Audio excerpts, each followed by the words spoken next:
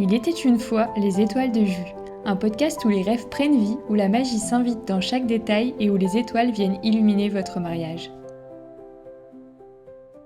Bonjour et bienvenue dans ce nouvel épisode des étoiles de Jus. Aujourd'hui, nous allons parler du cœur même de votre journée, pas du lieu, ni de la robe, ni du menu, mais de ce moment suspendu où vous allez vous regarder dans les yeux et dire oui.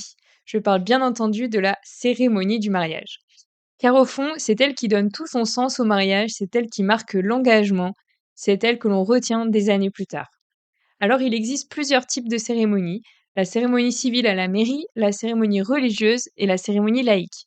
Chacune a ses particularités, ses démarches, son ambiance et son organisation. Dans cet épisode, je vais vous aider à comprendre leurs différences pour que vous puissiez choisir celle qui vous ressemble vraiment. Commençons par celle qui est incontournable, celle qui va rendre votre union officielle aux yeux de la loi, je parle bien sûr de la cérémonie civile.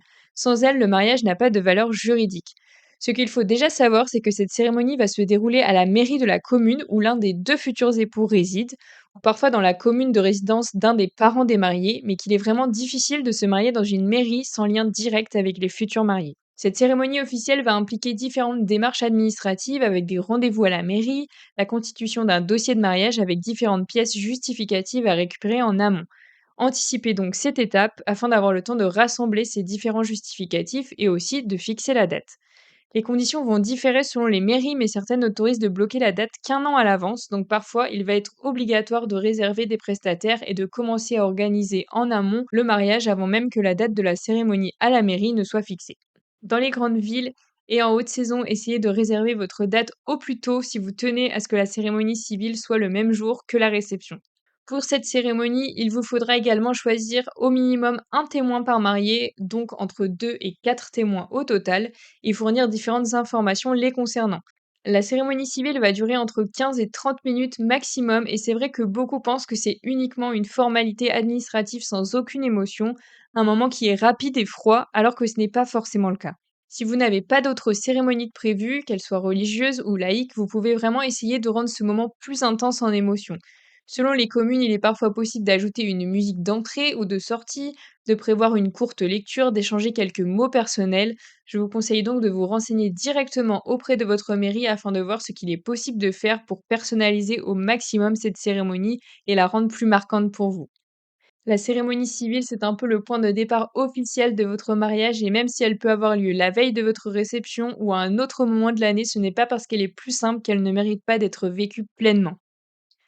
En termes d'organisation de cette cérémonie, il faudra penser à différents détails logistiques, comme la capacité de la salle où aura lieu votre union et le nombre d'invités autorisés, qui pourra du coup déterminer les personnes que vous invitez ou non à la mairie. Il faudra également penser au stationnement disponible et également au timing avec la suite de votre journée éventuellement. N'hésitez pas à demander à la mairie s'il est possible de lancer des confettis ou des pétales à la sortie. Généralement, tout ce qui est biodégradable est accepté, mais mieux vaut se renseigner en amont.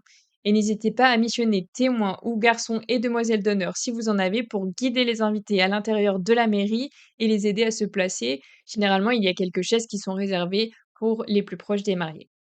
La deuxième cérémonie que je voudrais aborder aujourd'hui, c'est bien entendu la cérémonie religieuse, puisque pour beaucoup de couples, le mariage ne peut être envisagé sans une dimension spirituelle. La cérémonie religieuse permet d'inscrire votre engagement dans une tradition, dans une foi, dans quelque chose de plus grand que vous. Elle peut être catholique, protestante, juive, musulmane ou autre, tout dépend de vos croyances et de vos convictions. La cérémonie religieuse est profondément symbolique et elle donne une dimension sacrée à votre engagement, mais elle demande une organisation rigoureuse et un véritable investissement personnel. L'organisation, elle va généralement commencer plusieurs mois à l'avance.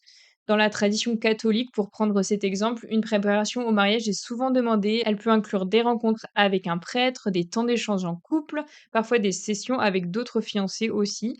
Il faudra également choisir des textes qui seront lus pendant la cérémonie, des chants, des musiques, des éventuelles personnes qui interviendront et définir avec le représentant du lieu de culte le déroulé de la cérémonie avec les différentes contraintes. La cérémonie religieuse peut durer entre 45 minutes et 1h30 en fonction de ce que vous choisirez pour le dérouler. En termes de logistique, il faudra penser à demander quelle décoration est autorisée dans le lieu de culte, les contraintes concernant la musique, des musiciens et chanteurs, la coordination avec le fleuriste éventuel, le temps de trajet entre la mairie et le lieu religieux si les deux s'enchaînent. Il est également important de vérifier les règles spécifiques de l'établissement religieux concernant les photographes et les vidéastes. Je ne vais pas rentrer plus en détail sur l'organisation de ce type de cérémonie car cela va vraiment différer d'un lieu à l'autre, d'une religion à l'autre, et le meilleur conseil que je puisse vous donner serait de vous renseigner directement auprès du lieu de culte où vous souhaitez organiser votre cérémonie de mariage. Pour continuer cet épisode, j'aimerais maintenant vous parler d'un type de cérémonie qui connaît un véritable essor depuis plusieurs années parce qu'elle offre la liberté totale, c'est la cérémonie laïque. Ce type de cérémonie nous vient des États-Unis et est vraiment de plus en plus apprécié par les futurs mariés pour son côté personnalisable et sa symbolique, mais contrairement à la mairie ou à la cérémonie religieuse, elle n'a aucune valeur légale. Elle peut se dérouler absolument où vous le souhaitez, en extérieur, dans le jardin du lieu de réception, dans une forêt, face à la mer ou dans une belle salle de votre lieu de réception, puisque la cérémonie laïque est entièrement personnalisable. Mais cela va forcément impliquer une organisation qui est plus importante, puisqu'il faudra décider qui officiera la cérémonie. Ça peut être l'un de vos proches pour rendre ce moment plus personnel et authentique, ou un professionnel pour une cérémonie plus maîtrisée. Il faudra définir également le déroulé précis de l'ensemble de la cérémonie, définir un ordre de prise de parole s'il y en a, des rituels symboliques éventuels, des musiques, et gérer le timing par rapport aux festivités qui vont suivre la cérémonie. Si vous prévoyez ce type de cérémonie, pensez à prévoir un plan B en cas de pluie si votre cérémonie est prévue dehors. Pensez également à l'orientation des invités par rapport au soleil, à prévoir suffisamment de places assises, mais aussi à un système de sonorisation qui va être adapté au lieu afin que tous les invités puissent suivre la cérémonie correctement. La cérémonie laïque est souvent le moment le plus émotionnel de la journée. Elle permet de raconter votre histoire, vos valeurs, vos souvenirs, mais elle demande du temps, de l'anticipation et une vraie réflexion. Je ferai plus tard un épisode spécial sur les cérémonies laïques où je rentrerai dans les détails de l'organisation et où je vous donnerai plein d'idées pour en faire un moment magique de votre journée. Alors face à ces différentes possibilités, comment décider laquelle vous convient le mieux? Afin que votre mariage soit reconnu de façon officielle, n'oubliez pas que la cérémonie civile est la seule qui vous unira aux yeux de la loi, donc elle est vraiment indispensable même si vous décidez de la faire en petit comité dans les jours ou mois précédant la réception. Voyez ensuite si vous souhaitez faire une seconde cérémonie qui sera plus symbolique pour vous, comme une cérémonie religieuse ou une cérémonie laïque. Posez-vous ces quelques questions essentielles. Quelle place occupe la spiritualité dans notre couple? Avons-nous envie d'un cadre structuré ou d'une liberté totale?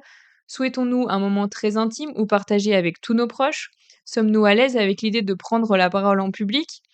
Le choix de la cérémonie influence l'ambiance globale du mariage, le planning de la journée, parfois même le budget et la liste des invités. Il ne s'agit pas seulement d'un choix esthétique, mais d'un choix profondément personnel. Pour conclure, la cérémonie, c'est le cœur battant de votre mariage, qu'elle soit civile, religieuse ou laïque, elle mérite d'être pensée avec intention. Il n'y a pas de schéma idéal, mais seulement celui qui vous ressemble, celui dans lequel vous vous sentirez aligné et celui qui racontera votre histoire, car chaque mariage, chaque engagement et chaque cérémonie est unique. Merci d'avoir partagé ce moment avec moi. Si cet épisode vous a éclairé, n'hésitez pas à vous abonner, à le partager ou à laisser une petite étoile sur votre plateforme d'écoute. On se retrouve très bientôt pour un nouvel épisode et encore plus de conseils et d'amour.